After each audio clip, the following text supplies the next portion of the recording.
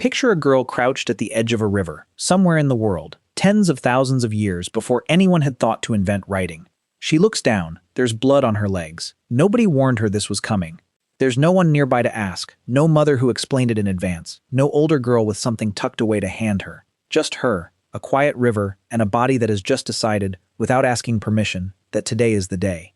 Now multiply her by every woman who has ever lived. Almost all of them stood, at some point, roughly where she's standing right now. It's one of the most universal experiences in the entire human story, and somehow, one of the least discussed. Look through most history books, and you'll search a long time before finding a single paragraph about it. So let's actually spend some real time on it, and let's hold on to one question while we go, because I want to come back to it at the end. If something happens to roughly half of humanity, over and over, for the entire lifespan of our species, how does it manage to leave behind almost no trace at all? Before we go anywhere near prehistory, we need a short detour through biology, because it quietly explains everything that follows.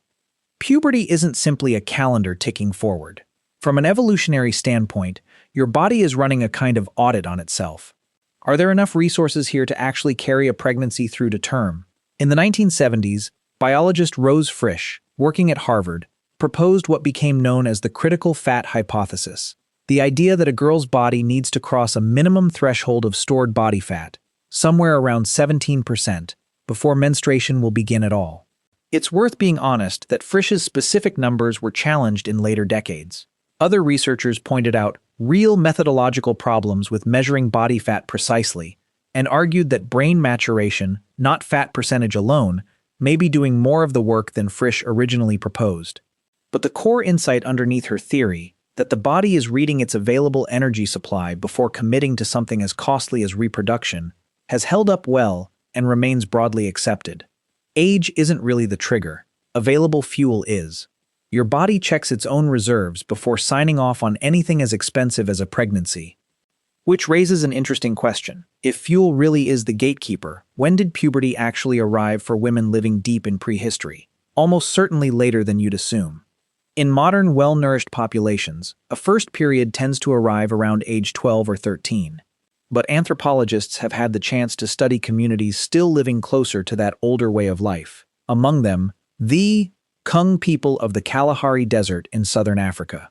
As part of the Harvard Kalahari Research Project beginning in the 1960s, demographer Nancy Howell conducted extensive fieldwork documenting Kung population patterns, and her research found menarche arriving considerably later than in industrialized populations, commonly cited around age 16. Heavier physical labor, leaner food availability, and the constant caloric cost of simply staying alive in that environment all push that threshold further out. It's a reasonable, evidence-supported inference that women deep in our species' past followed a broadly similar pattern, later, essentially never earlier, than what we'd now consider typical. So hold that image, a girl, likely somewhere in her mid-teens, deep in prehistory, meeting this for the very first time. And here's where I have to be completely honest with you. We have no idea what actually went through her head. Nobody recorded it. There's no diary. There's no cave wall with a painting captioned, roughly, Day 1, thoroughly confused. Anyone who claims to know precisely how she reacted is simply inventing it. What we can reach for instead is the ethnographic record, societies considerably closer to us in time, but still living outside industrial culture, that anthropologists have had the chance to actually document directly. And across cultures with no contact with each other and no shared ancestry, a genuinely striking pattern shows up again and again. This moment is not buried in silence. It's marked. Sometimes a girl is set apart for a period of days. Sometimes there's ritual. Sometimes there's outright celebration. In an enormous number of documented traditional societies, a first period registers as a threshold being crossed, not a shameful secret to be quietly managed and hidden. Did people in the Stone Age treat it the same way? Honestly, we can't prove that directly. But the pattern points somewhere specific. Treating this moment as something unspeakable looks less like a fixed, universal human instinct, and considerably more like a relatively recent, localized invention. Which brings us to the part that genuinely frustrates archaeologists. Working out how women in prehistory actually managed this practically is close to impossible, and the reason is almost comically mundane. Whatever they reached for, moss, soft plant fiber, worked hide, anything absorbent, was organic. Organic material rots. It doesn't fossilize. It doesn't sit patiently in soil for 40,000 years waiting to be found. It never turns up in an excavation trench with a neat little label attached. So whenever someone confidently announces exactly which materials Stone Age women relied on, understand clearly that they are not pointing at an actual surviving object. There is no object. What actually exists are informed, reasonable inferences, built from what that world had readily available and was already using for other purposes. Moss, soft plant fibers, scraped and softened hide. All of it is already in regular use for dressing wounds and for 100 other ordinary tasks.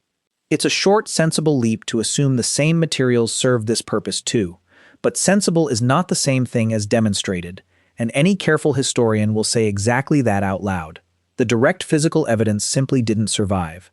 Then writing arrives, and the fog genuinely starts to lift, because suddenly, for the first time, someone is keeping records. The earliest known document specifically addressing women's health is the Kahun Gynecological Papyrus, from Egypt, dated to roughly 1825 BCE. It addresses menstrual complaints directly, sitting right alongside sections on pregnancy and contraception. A few centuries later comes the Ebers Papyrus, roughly 1550 BCE, which distinguishes bleeding that arrives predictably from bleeding that doesn't, a distinction physicians were clearly expected to track and record. Which means that roughly 3,500 years ago, Egyptian medicine had already filed this firmly under serious medical concern, worth entire dedicated sections of a professional scroll. The Greeks and Romans pushed this further still. The physician Cyrannus of Ephesus, writing sometime in the 1st or 2nd century of the Common Era, produced a multi-volume medical text with a title carrying no euphemism whatsoever, Gynecology, covering menstruation, anatomy, contraception, and childbirth, methodically and in real clinical detail. He even advised patients to rest during particularly difficult periods, advice that would look perfectly at home on a modern pharmacy leaflet nearly 2,000 years later. So real, detailed medical texts stretch back thousands of years. And yet the physical objects women were actually using during this time remain almost absent from what survives from antiquity. Same culprit as before. Cloth rots, fiber rots. Ancient writers occasionally reference absorbent materials in passing, but historians treat those specific mentions carefully because the underlying physical evidence is genuinely thin. Which leaves one final fact, and it should genuinely rearrange how you think about time. The convenient products sitting on a supermarket shelf right now are, shockingly, almost absurdly recent. The first commercially sold pad had a brand name, Lister's Towels, and it appeared around 1896.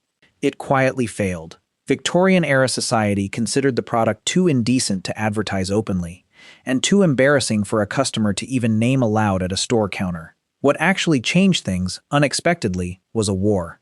Nurses during the First World War noticed that surplus surgical wound dressing material, cellulose-based cotton, absorbed blood far more effectively than ordinary cloth ever had, and an entirely new industry was accidentally kick-started out of leftover field hospital supplies. The modern tampon, complete with an applicator, wasn't patented until 1931 by a doctor named Earl Haas, and it didn't actually reach store shelves under the now familiar name Tampax until several years later in that same decade. Sit with that for a second. Our species has been menstruating for as long as we've existed as a species, several 100,000 years, give or take. The products we now treat as unremarkable background furniture, as ordinary as a light switch, are barely a century old. Which finally answers the question I asked you to hold on to at the start. This experience left behind almost no historical trace, not because it mattered little, but because the physical materials didn't survive, and the culture surrounding it eventually went quiet. And between those two explanations, the silence is by far the newer development. For nearly the entire span of our history, women simply handled this themselves, one generation quietly teaching the next, using whatever the world around them happened to offer that particular season. No instructions, nothing to purchase, and for the overwhelming majority of that time, a silence so complete it barely left behind even a rumor.